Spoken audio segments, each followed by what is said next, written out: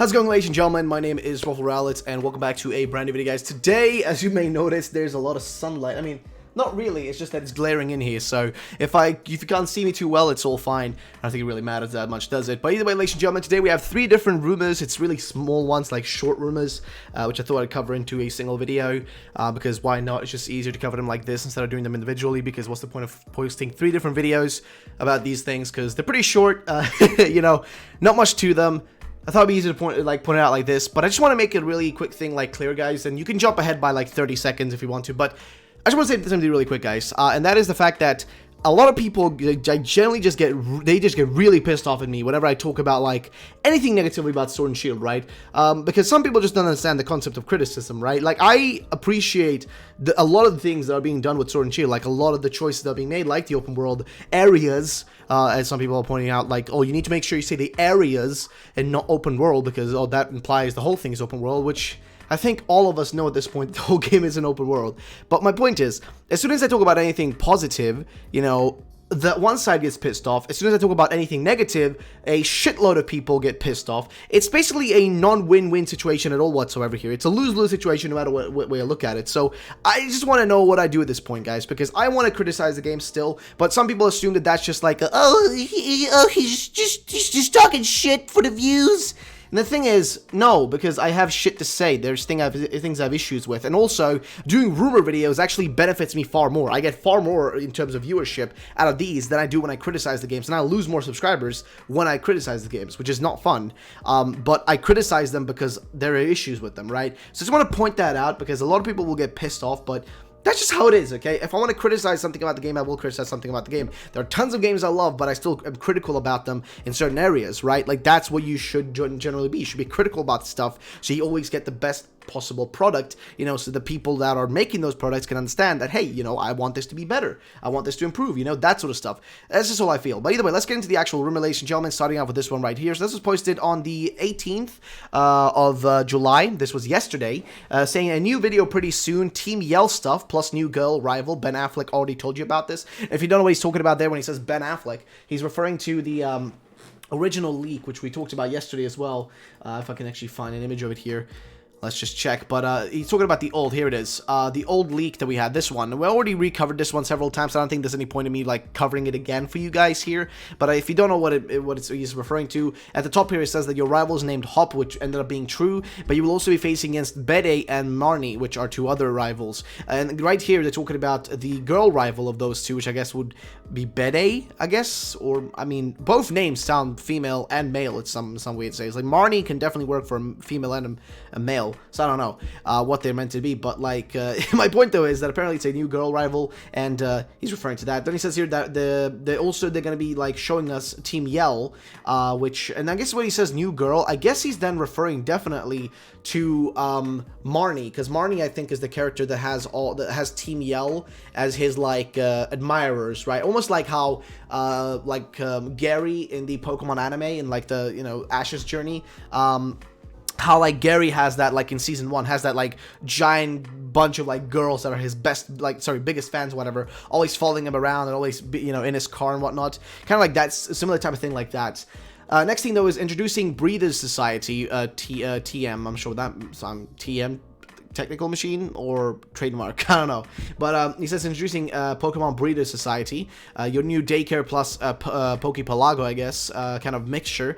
Breeding gives you points you can exchange for bonuses like speed up hatching time and EV training, etc. Battling online earns you points too, also clothing, so you can also earn, like, I guess this is what he's trying to say here, is that there's some sort of like brand new like system, which is the Pokemon Breeder Society, which is going to give you ability to have like a mixture of like the daycare and the Pokepalago. And on top of that, also, the breeding will give you points, and these points, I guess, will be, if this is true, by the way, the points will be some sort of, like, I don't know, currency that you collect, and then exchange for bonuses, I guess, stuff like speed up hatching time and EV training, and I guess certain items, most likely, as well as, like, you can earn these points by battling online and Wi-Fi battles, as well as spending these points on clothing. So, I guess, you know, customization and stuff, which we've seen. Sword and Shield are going to have some good amount of customization, though I still do not appreciate the fact, and this is something I already mentioned before, even when when I first saw the games revealed. So this isn't like some sort of new development or something I'm just using to shit on the games. But I do not appreciate that we still have those kind of panned, kind of like boring faces on our characters that are just stale. Like, sure, the female character looks interesting in herself, but like if you were to customize her, she's still gonna have that same face, right? And all we can do is we have the same exact pan face or whatever. We can't change the eyes or size of our character or, you know, width of our character. I mean, hey, I want a thick boy, you know what I mean? I'm a thick boy. So, you know, like the fact that we don't have that level of customization yet is kind of annoying, honestly, because I feel like Pokemon should be at a point to like allow us more customization, right? Like maybe it will come in the future, maybe Generation 9, Generation 10 will introduce more of that, but a little bit disappointing in general that we don't have it yet. Because I'm either like, I'm on two sides, right? I'm either on like no customization at all, right? Or full customization. I don't like the in-betweeners for customization on characters. And that's just my own opinion, right? Because I kind of like the kind of feeling you have of old school games, where if you're playing as like Link, you are Link, right? You got his green uniform and green outfit, that's all you have, right? In the past, if you play as Red or if you play as, you know, Ethan or whatever, you have that outfit. You don't have anything else on. You are that character, right? You get to embody that character. Whereas nowadays, like, you know, a lot of games have customization, which I really appreciate. I do like customization when it's fully free and I don't have to look identical to another guy, but I just have a different hat on me, you know what I mean? Like, I don't like that. I like when I can, you know, my character can be unique to me.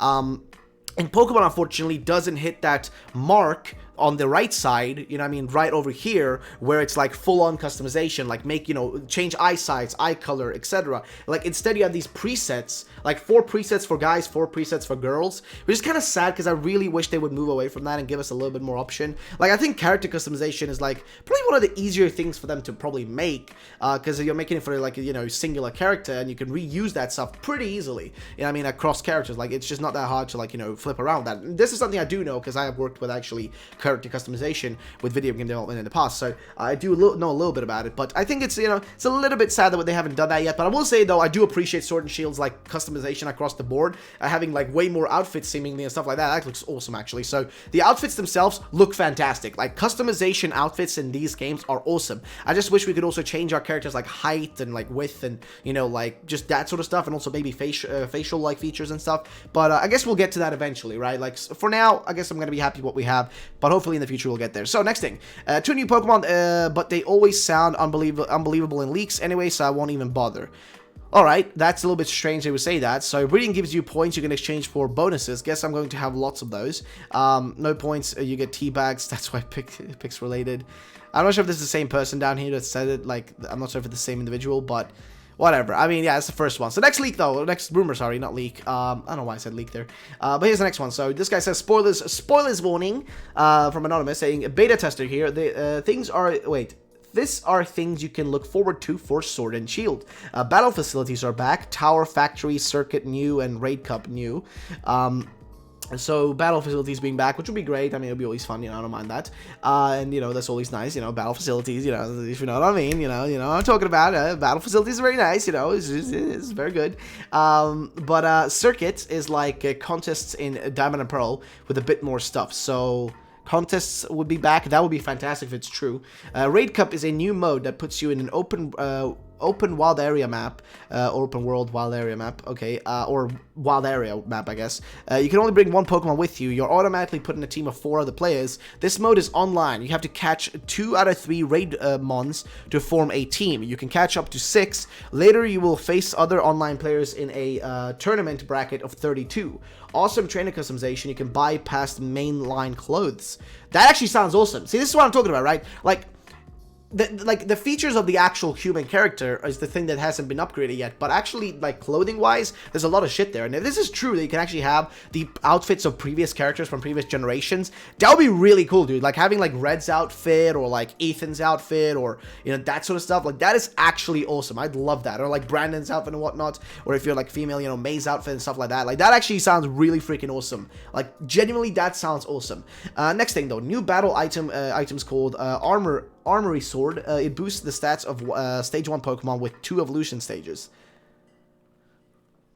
Wait, what? That actually sounds a little bit confusing. Okay, whatever. That's pretty much it, but the post-game seems alright. The main game plays like a mainline title. It's easy.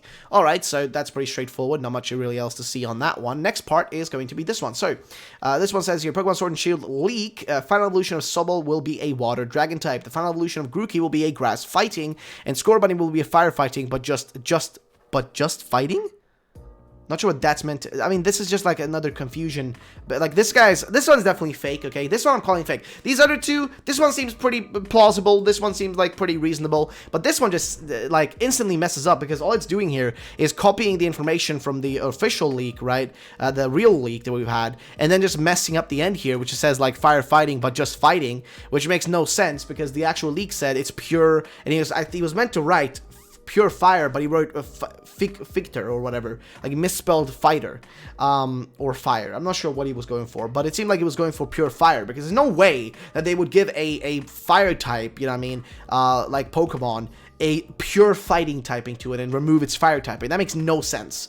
The largest gen represented in Sword Shield will be Gen 1. Of course it will. It's not even like, this is most likely fake, but we already know this is true. We know so far this is true. Okay, we already know this is true so far of the stuff that's been shown to us. And we know for a fact that Gen 1's going to get pandered to again. Only 12 Pokemon will be cut from this gen. All starters will make the cut. The majority of legendaries as well, except Heatran and Regis, and some others that I can't recall. The champion is actually not all that good and makes part of I guess, as part of Team Yell, which, fair enough, wouldn't be surprised if he is an evil guy, jeez, because that's what, like, you know, the whole thing seems to be pointing towards based on the stuff we've seen. But yeah, ladies and gentlemen, that's going to be the end of the rumor, though. If you guys did enjoy, drop a like down below. Let me know what you guys think about this. I think this one most likely fake. This one has a iffy feeling to it. This one's, you know, it's reasonable, but I don't know what to say about it, like, across the board.